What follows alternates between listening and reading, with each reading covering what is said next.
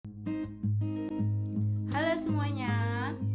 Pada video kali ini akan membahas mengenai pemeriksaan denyut nadi.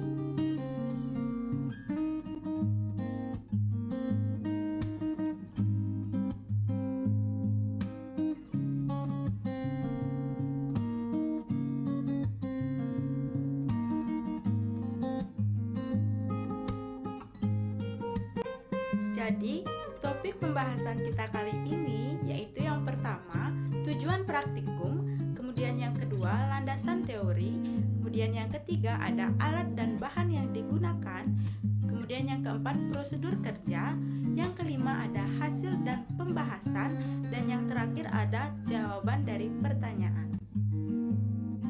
Sebelumnya, perkenalkan nama saya Nikadek Dita Setiarini dengan NIM 181304103 dari kelas 6A Pendidikan Biologi.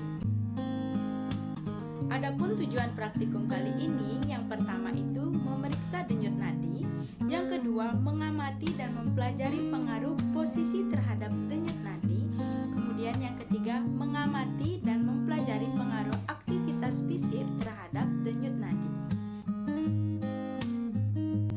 Nah, sebelum kita ke inti pembahasan, ada baiknya kita mengetahui landasan teori dari denyut nadi. Nah, apa sih denyut nadi itu? Jadi, denyut nadi itu adalah suatu gelombang yang teraba pada arteri bila darah dipompa keluar jantung. Nah, darah yang didorong ke aorta tidak hanya bergerak maju dalam pembuluh darah, tapi juga menimbulkan bertekanan yang berjalanan sepanjang arteri. Gelombang yang bertekanan meregang di dinding arteri sepanjang perjalanannya, dan regangan itu dapat diraba sebagai denyut nadi. Denyut yang teraba bukan darah yang dipompa oleh jantung masuk ke aorta, melainkan gelombang tekanan yang dialihkan dari aorta merambat lebih cepat daripada darah itu sendiri.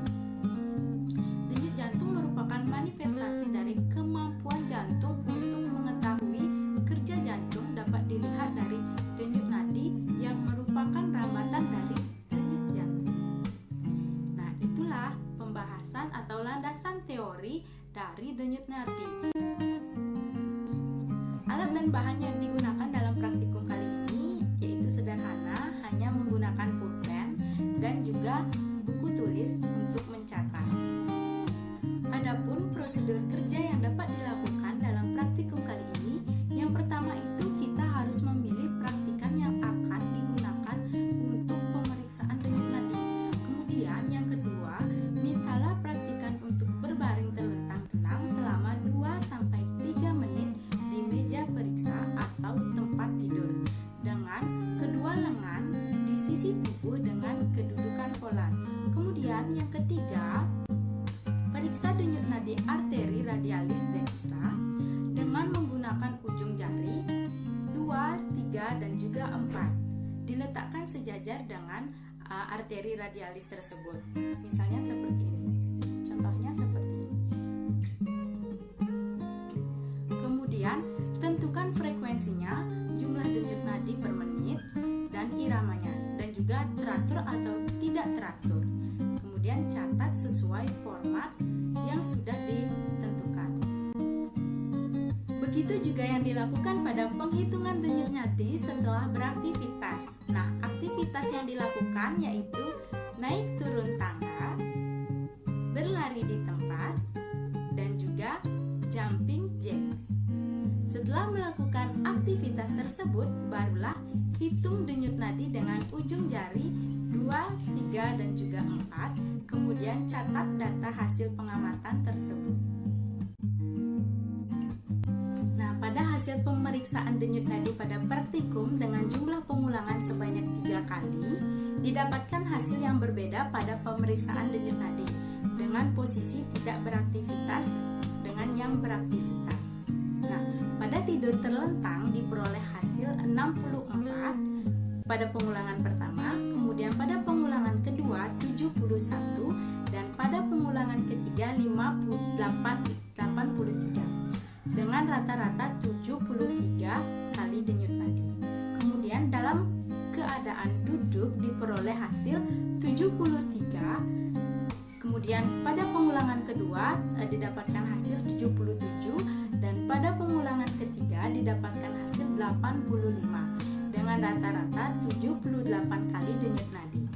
Dalam keadaan berdiri diperoleh hasil 85, kemudian dalam pengulangan kedua didapatkan hasil 89, dan pada pengulangan ketiga didapatkan hasil 92 dengan rata-rata 89 kali denyut nadi. Pada pemeriksaan denyut nadi dengan kegiatan aktivitas dapat dihasilkan bahwa pada aktivitas naik turun tangga diperoleh denyut nadi yaitu 109 pada pengulangan 1, kemudian pada pengulangan kedua didapatkan hasil 120, dan pada pengulangan ketiga didapatkan hasil 134 dengan rata-rata hasil yaitu 121 kali denyut nadi. Kemudian dalam kegiatan berlari di tempat didapatkan hasil 110, kemudian yang pengulangan kedua didapatkan hasil 126, dan pengulangan ketiga didapatkan hasil 144 kali dengan rata-rata 127 kali. Dalam kegiatan ketiga yaitu jumping jacks didapatkan hasil 120 kali, kemudian pengulangan kedua itu didapatkan hasil 152 kali, dan pada pengulangan ketiga didapatkan hasil 171 dengan rata-rata yaitu 148 kali denyut nadi. Jadi pembahasan dari hasil yang sudah kita dapatkan yaitu pemeriksaan denyut nadi ini dilakukan pada arteri radial dekstra karena irama dari denyut nadi pada bagian tersebut lebih keras atau lebih besar. Nah, dapat disimpulkan bahwa pada percobaan di atas, berbaring, duduk, berdiri mengalami peningkatan pada denyut nadi yang dihasilkan. Hal ini dikarenakan ada pengaruh gravitasi bumi. Nah, di mana pada saat seseorang berbaring, gaya gravitasi pada peredaran darah lebih rendah karena arah peredaran tersebut horizontal sehingga terlalu memompa. Nah, pada saat berdiri ataupun duduk, kerja jantung akan lebih keras karena melawan gravitasi sehingga kecepatan jantung lebih meningkat.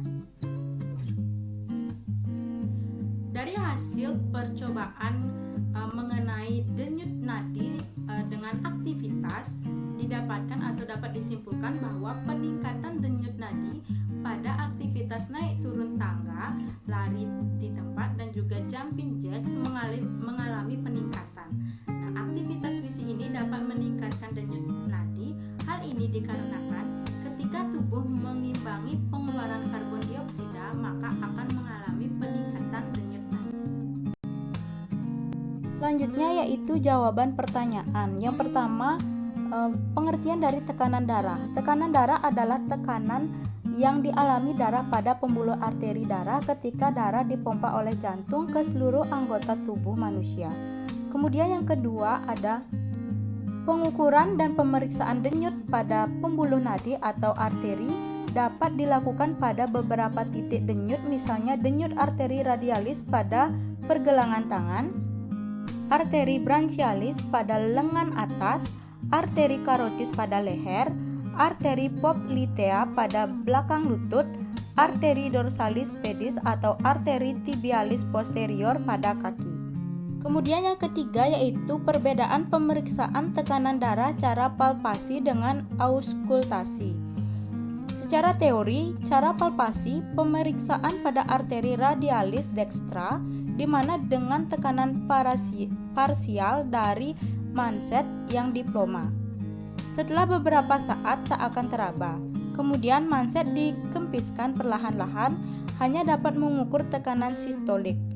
Kemudian untuk cara auskultasi, pemeriksaan pada arteri branchialis sama dengan palpasi, namun pada auskultasi terjadi dua denyutan sistolik dan diastolik atau yang lebih dikenal sebagai Korotkov 1 dan 4. Kemudian perbedaan dari sarana. Alat yang digunakan pada saat pengukuran tekanan darah dengan menggunakan cara palpasi adalah sphygmomanometer atau tensimeter dan jari 2, 3, dan 4. Sedangkan pengukuran tekanan darah dengan cara auskultasi menggunakan sphygmomanometer atau tensimeter ditambah dengan stetoskop. Perbedaan prosedur. Untuk palpasi yang pertama, praktikan tetap berbaring terlentang tenang di meja periksa tempat tidur. Meletakkan lengan yang mau diukur tekanan darahnya, lengan kanan di sisi tubuh dengan kedudukan polar.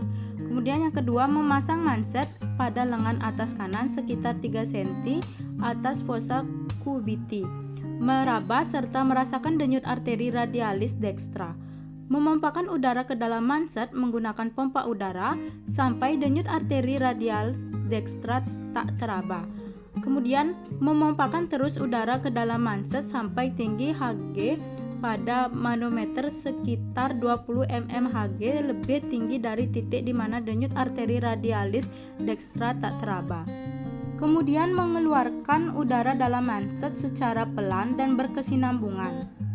Mencatat tinggi Hg pada manometer di mana arteri radialis pertama kali teraba kembali. Nilai ini menunjukkan besarnya tekanan sistolik cara palpasi. Kemudian untuk cara auskultasi, prosedurnya yang pertama, praktikan tetap berbaring terlentang tenang di meja periksa atau tempat tidur dengan manset tetap terpasang di lengan atas kanan, posisi lengan tetap di sisi tubuh dengan posisi polar.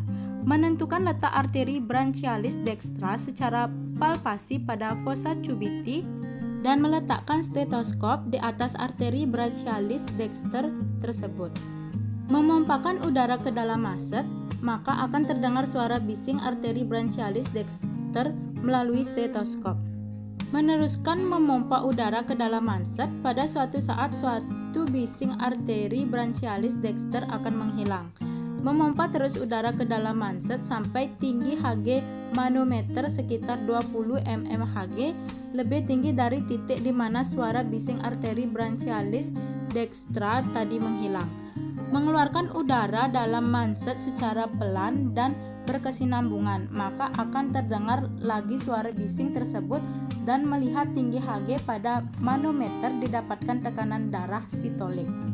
Dan setelah diturunkan lagi, suara bising tersebut kembali menghilang didapatkan tekanan darah distolik. Kemudian perbedaan hasil, palpasi hanya dapat mengukur tekanan sistolik, hasilnya kurang akurat apabila dibandingkan dengan pengukuran secara auskultasi.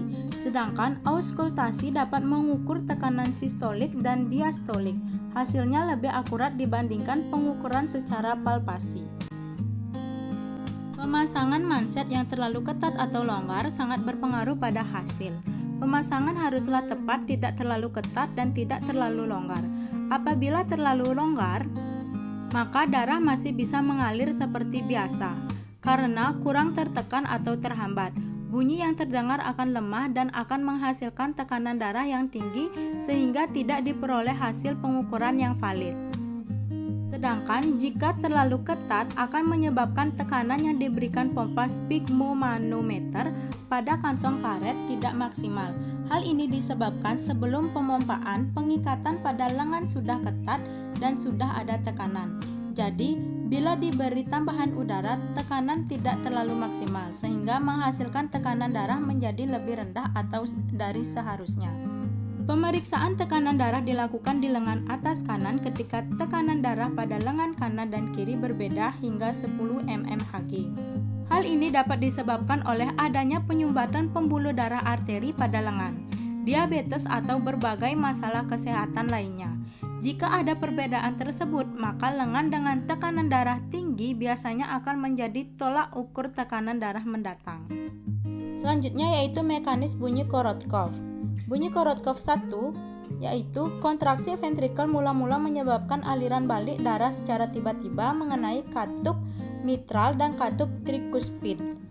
Yang kedua, katup menutup dan mencembung ke arah atrium sampai chorda tendine secara tiba-tiba menghentikan pencembungan mini.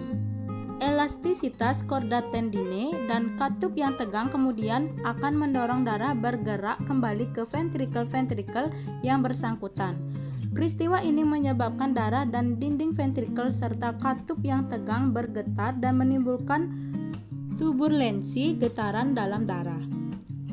Getaran kemudian merambat melalui jaringan di dekat ke dinding dada sehingga terdengar sebagai bunyi Korotkov 1 dengan menggunakan stetoskop.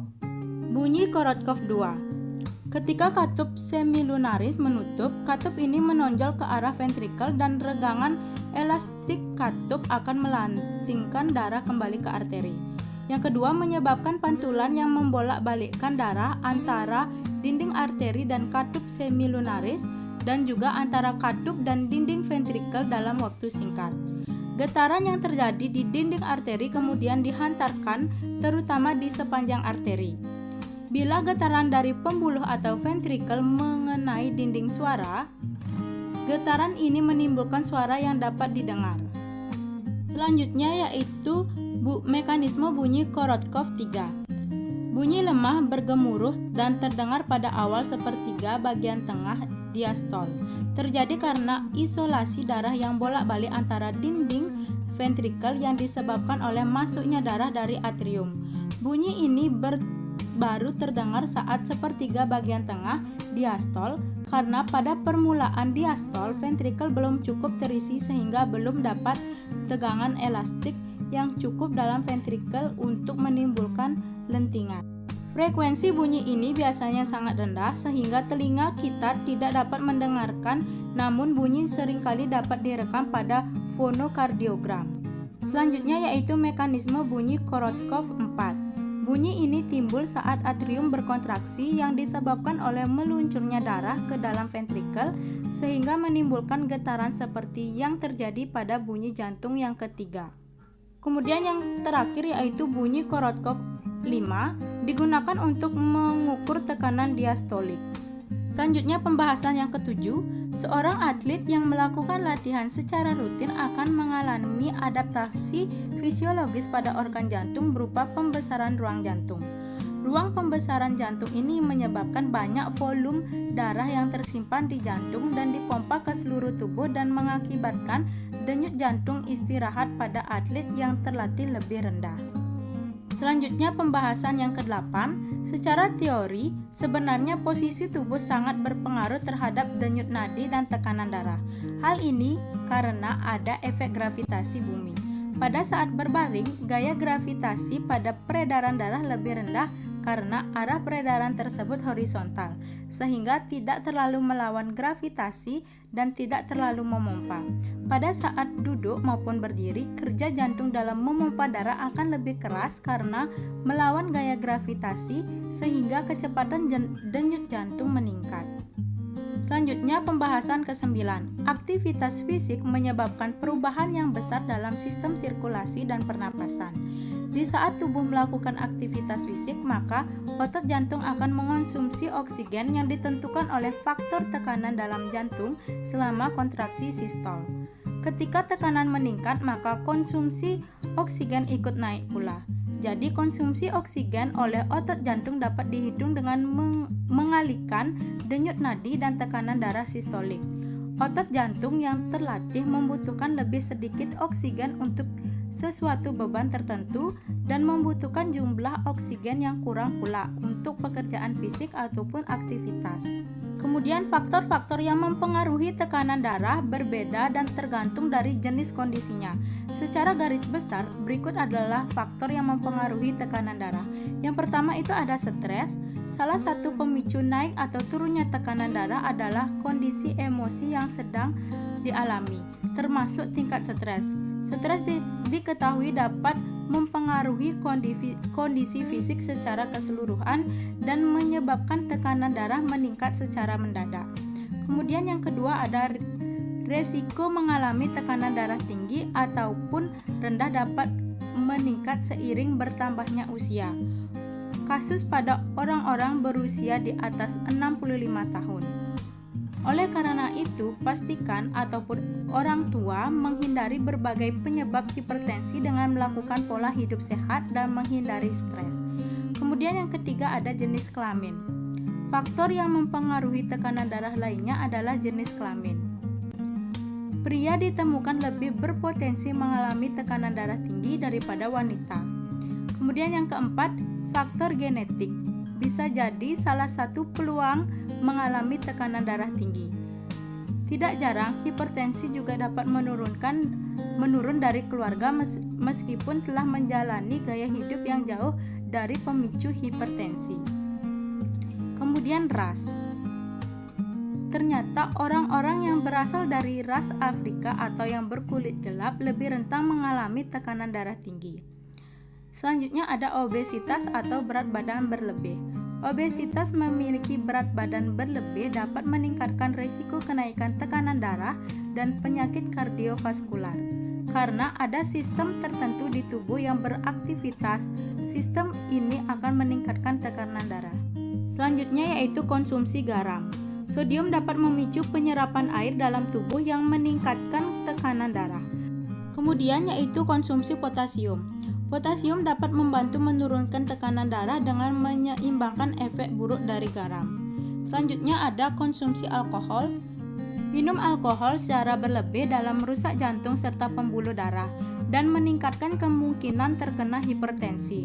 Selanjutnya ada aktivitas fisik. Kurangnya aktivitas fisik dapat menjadi salah satu faktor yang mempengaruhi kemunculan tekanan darah tinggi. Orang-orang yang kurang aktif cenderung memiliki detak jantung yang lebih cepat dan merupakan indikasi bahwa otot jantung perlu bekerja lebih ekstra. Selain itu, kurangnya aktivitas fisik seperti olahraga ataupun berjalan dapat meningkatkan peluang mengalami obesitas. Kemudian, merokok. Merokok adalah salah satu faktor yang mempengaruhi tekanan darah dan dapat memicu penyakit jantung. Hal ini karena tembakau dapat merusak dan mempersempit dinding pembuluh darah arteri. Kemudian ada obat tertentu. Mengonsumsi obat-obatan tertentu seperti obat tekanan darah tinggi dapat memperbesar peluang mengalami tekanan darah rendah. Kemudian ada kondisi medis tertentu. Beberapa kondisi medis tertentu dapat meningkatkan risiko mengalami hipertensi ataupun hipotensi, seperti kolesterol tinggi, diabetes, penyakit Parkinson, penyakit jantung, sleep apnea, dan penyakit ginjal. Pembahasan yang terakhir yaitu tekanan darah tinggi atau disebut juga dengan hipertensi adalah kondisi ketika terlalu banyak darah yang dipompa di arteri.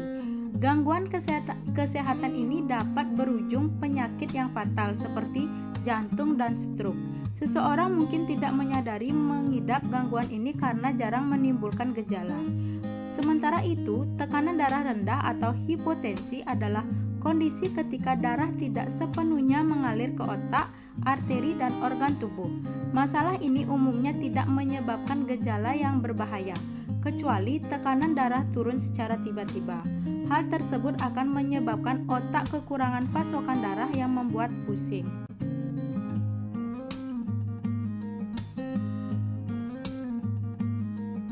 Sekian video mengenai praktikum pemeriksaan denyut nadi. Semoga video kali ini dapat bermanfaat. Akhir kata saya ucapkan terima kasih.